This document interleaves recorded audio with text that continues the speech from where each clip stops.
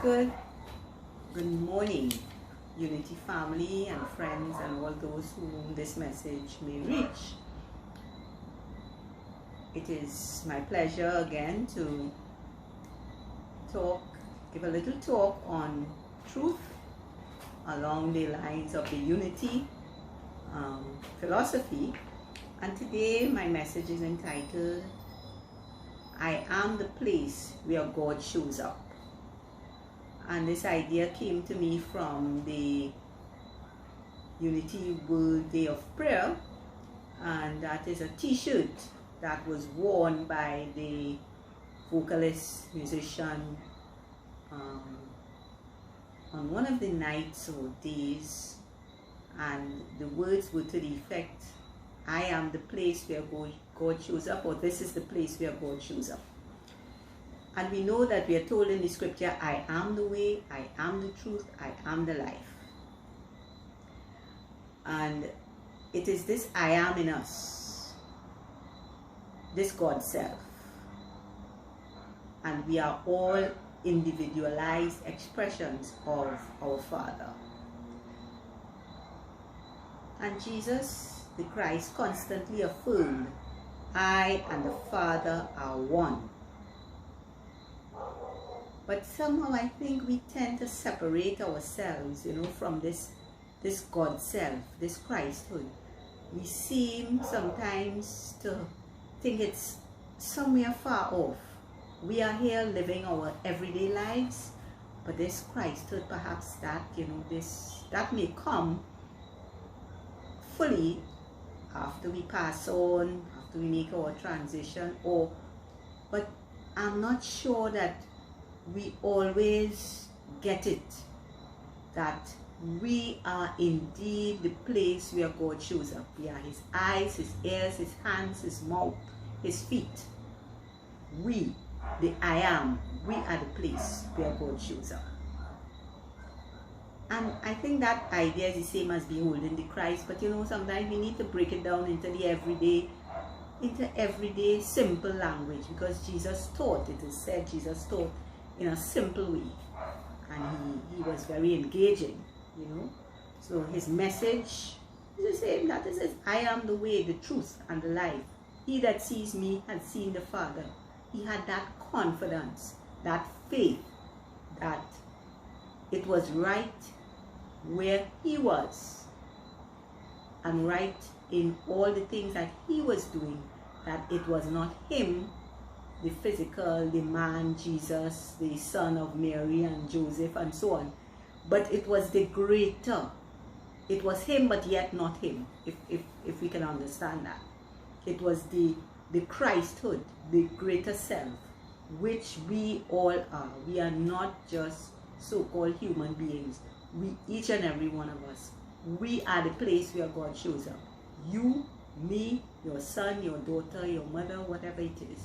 The ones we like, the ones we do not like, we are the place where God shows up. And how does God show up? How did God show up? Through Jesus the Christ.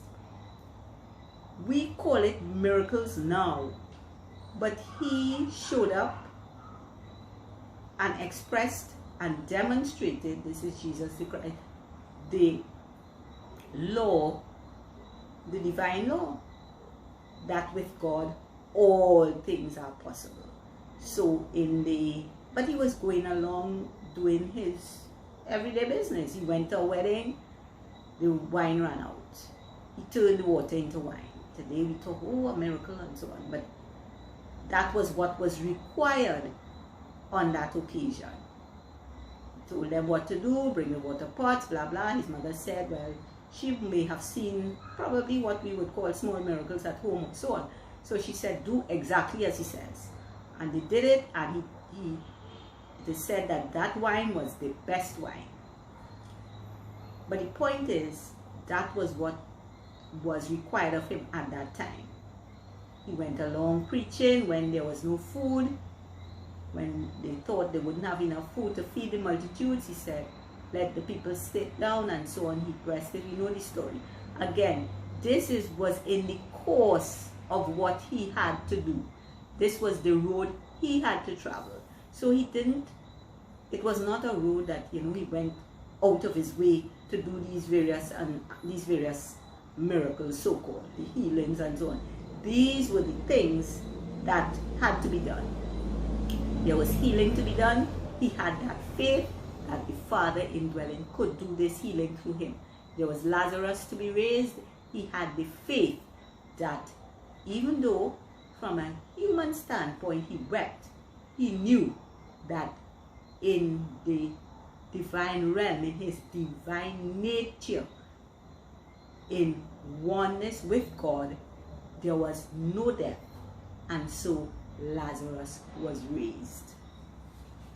And this thought of God showing up in and through us is, a number of poets have spoken about it, and there's one by Frank B. Whitney that says, "Behold the man," and I would read it. "Will you see the Christ today? He will pass along this way. Many times he will be near. Right before you he'll appear. Look, this man was with kindly smile, knows this one for quite a while. Just an old-time friend, you see." And in brackets it says, "Christ has passed along the way. See this one in lowly guise. There is scorn within your eyes. Never liked him much, you say. Christ," brackets again, "Christ has passed again that way. Now you catch my meaning clear? Both were Christ. Then have no fear. In your smile the Christ I see. Thrice today he's come to me." And that sums up what I am saying and what that t-shirt said. We are the place where Christ shows up. The so-called everyday people. We are his children. We are the sheep of his pasture, as the psalmist says. We don't have to become anything. We are it already through our I am nature, as we demonstrate our understanding of our Christhood and the lengths to which this God in us can go. That is why it is said again in the scriptures, "Greater is he that is within you than he that is in the world." Greater is he, John Brown, your wife, your husband, your child. Greater is he within them, within you, within me, than anything that is in the world. Why is that? Because we are the place where God shows up. And Jesus said constantly, "I am the way, the truth, and the life." He that had seen me had seen the Father. So he had gone beyond this separation of a human Jesus and some other Christ, you know, some heavenly being. He had come to the understanding that in him God lived, moved, and had his being, the God being. He was God in action. And he didn't stop there. He said, "Great things have I done, but greater things shall ye do, because I go to my Father." And who is the Father? Your Father, my Father, the all in all, the omnipotent, omniscient, omnipresent. That is the Father. And as I mentioned, greater things shall we do, it reminds me of a little story that Eric Butterworth speaks of when he was speaking to a reverend, and someone he knew for some time, and they were discussing ideas and so on. The person he knew him as a young man, and then he went to war and so on. This is the gentleman, and then when he came back, Eric Butterworth was surprised to see that he had become a reverend because he was apparently an agnostic, described as an agnostic before that anyway. But the point is, when they were having this discussion, Eric, whatever terms they were speaking about, Eric mentioned that, you know, when Jesus Christ said, greater things have I done, but greater things shall he do. So in other words, he didn't reserve unto himself this special nature that only he could demonstrate. And the Reverend said, I know, I wish he had never said that.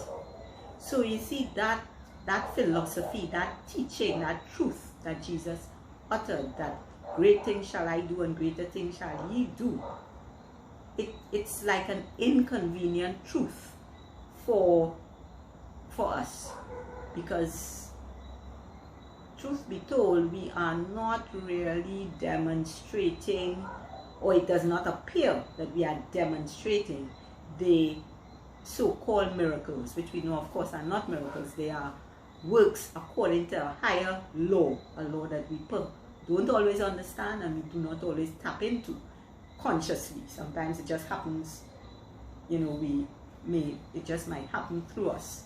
But we know that with faith, all things are possible. With God, all things are possible.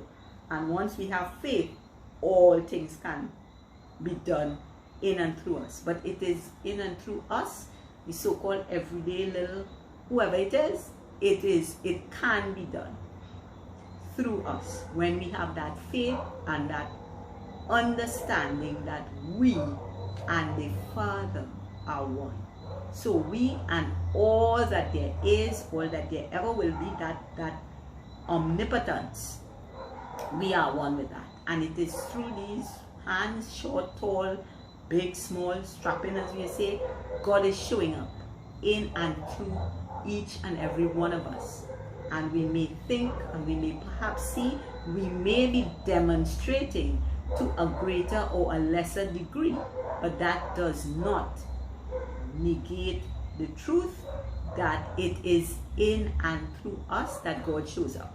We don't have to wait until we pass into the realm of death, make our transition. We don't have to be any big Superman.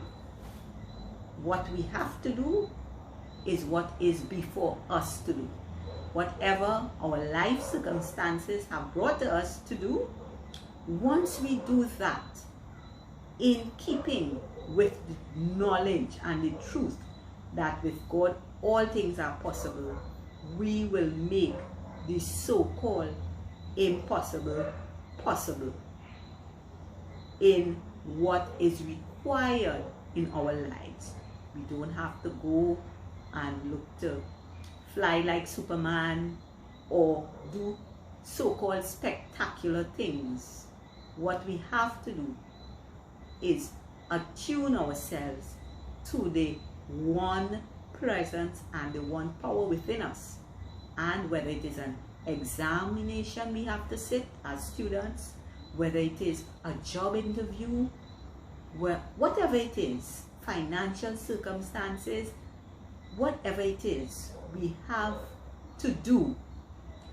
Once we have that confidence that Jesus the Christ demonstrated that I and the Father are one, we will be able to demonstrate over our circumstances whatever is required to do. And you know, spiritual work or the mental work, so to speak, is different from physical work.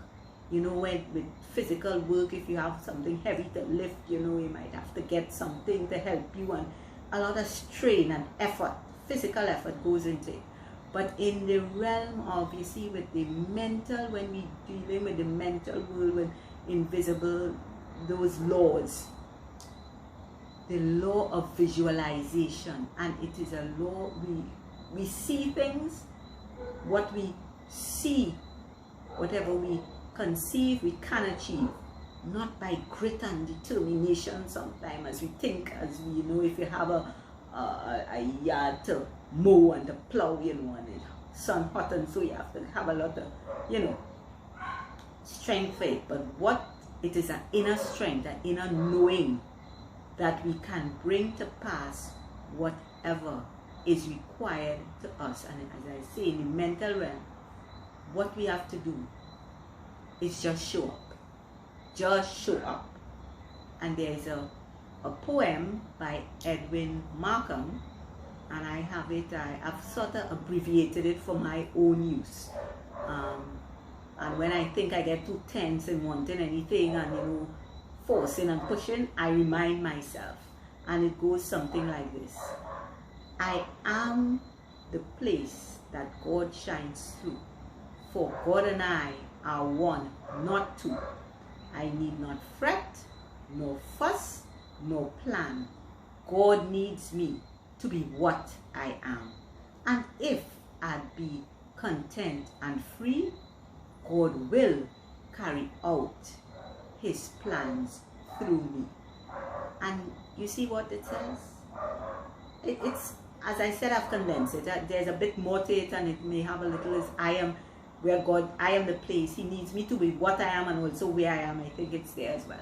But the idea is, as we would say, free up.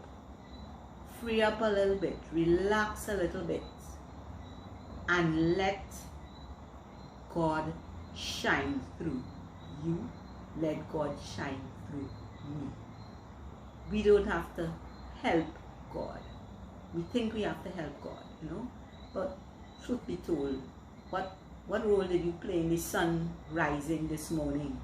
And what role will you play in the sun going down this evening? None really. Life is capable of running itself. Life will go on.